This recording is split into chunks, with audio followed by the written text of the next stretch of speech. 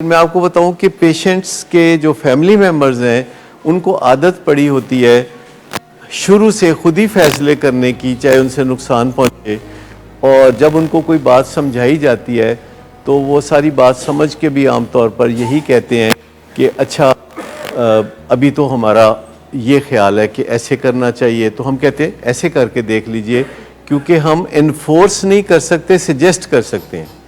Patients ہوں یا ان کے فیملی ممبرز ہوں، ہم ہمیشہ سجیسٹ کرتے ہیں کہ دیکھیے یہ آپ کے لیے بہتر ہے، اور اگر وہ کہیں کہ نہیں ہمیں اس سے اتفاق نہیں ہے اور ہم اس پہ عمل نہیں کرنا چاہتے، تو ہم پریس نہیں کرتے، کیونکہ پریس کرنے سے کوئی فائدہ نہیں ہوتا۔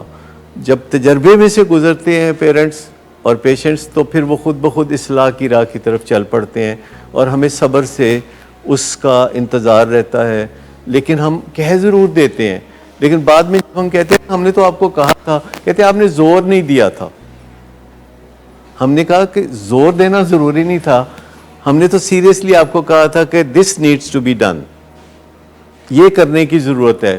آپ نے کہا اگر ایسا کر لیں، اگر ویسا کر لیں، ہم نے کہا نہیں this needs to be done، کہتے نہیں میرا خیال ہے کہ فی الحال ہم ایسا کر لیتے ہیں، ہمیں پتہ ہے بعد میں تو یہی کرنا پڑے گا جو آپ کہہ رہے ہیں، لیکن فی الحال ہم یہ کر لیتے ہیں۔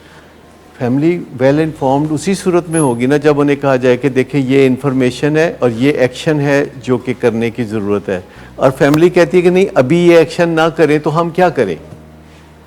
یہی کہیں گے نا کہ اچھا چلیں جیسے آپ کہتے ہیں۔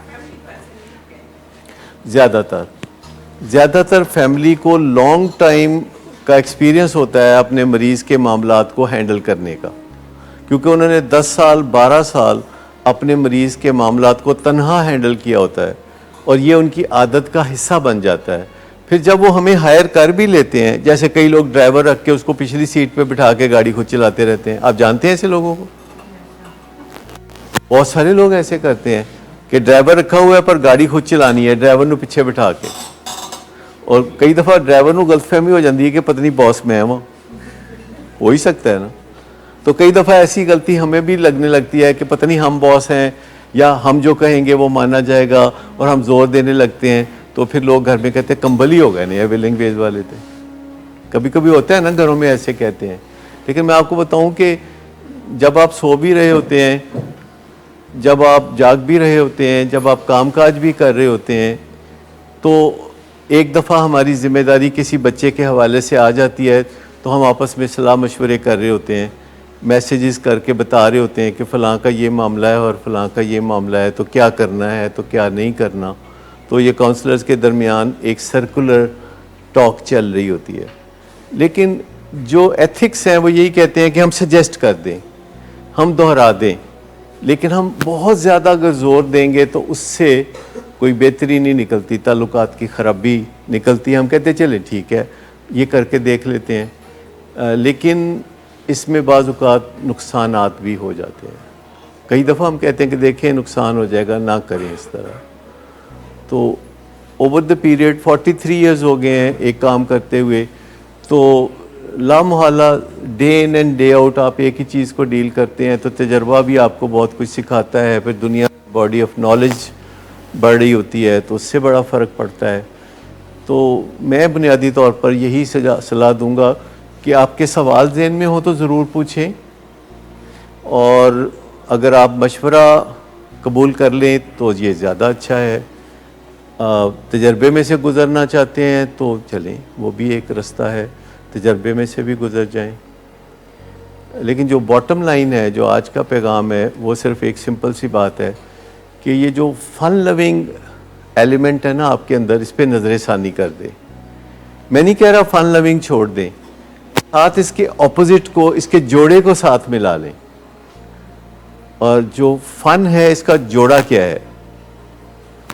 چیلنج، کہ جو آپ مزہ اٹھانا چاہتے ہیں تو کچھ جد و جہد کو بھی اپنی زندگی میں شامل کر لیں، اور فریکوینٹلی ان دونوں تجربات میں سے گزریں، مزے میں سے بھی گزریں اور جد و جہد میں سے بھی گزریں، اسٹرگل میں سے بھی گزریں۔ آپ کا مزہ بڑھنا شروع ہو جائے گا، جب آپ جد و جہد میں سے گزرتے ہیں تو آپ کا مزہ بڑھنا شروع ہو جاتا ہے۔ اور جب آپ یہ طرز عمل اپناتے ہیں تو آپ کی زندگی میں جد و جہد نیچے آنا شروع ہو جاتی ہے. لہٰذا جد و جہد کو انوینٹ کرنے کی بھی ضرورت ہوتی ہے. جب آپ جد و جہد ریگولر کرتے ہیں تو آپ کی زندگی سموتھ ہونے لگتی ہے. پر اس پہ خوش نہ ہوا کریں. جب زندگی بالکل سموتھ ہونے لگے تو اپنے لیے جد و جہد کو ڈیزائن کریں, کیونکہ اگر آپ جد و جہد کو ڈیزائن نہیں کریں گے تو آپ بور ہونے لگیں گے. کیونکہ ہم زندگی میں کئی دفعہ جب کوئی مسئلہ نہیں ہوتا تو ہم بہت بور ہونے لگتے ہیں, اور جب ہم بور ہونے لگتے ہیں تو بوریت دور کرنے کا بہترین طریقہ یہ ہے کہ ہم اپنے لیے کوئی گول سیٹنگ کریں, کوئی اپنے لیے چیلنج ڈیزائن کریں. اگر ایسا نہیں کریں گے تو پھر دوسرا رستہ ڈرگز کا ہے, جو کہ دنیا میں بہت پاپولر ہے, اور ہر گزرتے دن کے ساتھ دنیا ڈرگز کے خطرات میں گھرتی جا رہی ہے. گڈ آفٹر نون سر. گڈ آفٹر نون. سر ایک کلائنٹ بہت دیر سے آپ کا انتظار کر رہے ہیں. کیا تمہیں کس نے کہا تھا اپائنٹمنٹ دینے کو؟ سر کل شام آپ ہی نہیں تو کہا تھا. جھوٹ بولتی ہو تم. میں نے تمہیں کب کہا تھا؟ تم سب جھوٹ بولتے ہو مجھ سے. شراب نوشی کی وجہ کردار کی خرابی نہیں, موڈ کی خرابی ہے. شراب نوشی کبھی بھی نشے کی بیماری میں بدل سکتی ہے. نشے کی بیماری ہر سٹیج پر قابل علاج ہے. مدد حاصل کیجیے, کیونکہ وہ ایسا نہیں کرے گا. ولنگ ویز سے مدد حاصل کیجیے, کہیں سے بھی مدد حاصل کیجیے, لیکن فوری مدد حاصل کیجیے. جس معجزے کے انتظار میں آپ نے بہت دیر کر دی, اب وہ دستک دے رہا ہے. مدد حاصل کیجیے, مدد حاصل کیجیے, مدد حاصل کیجیے.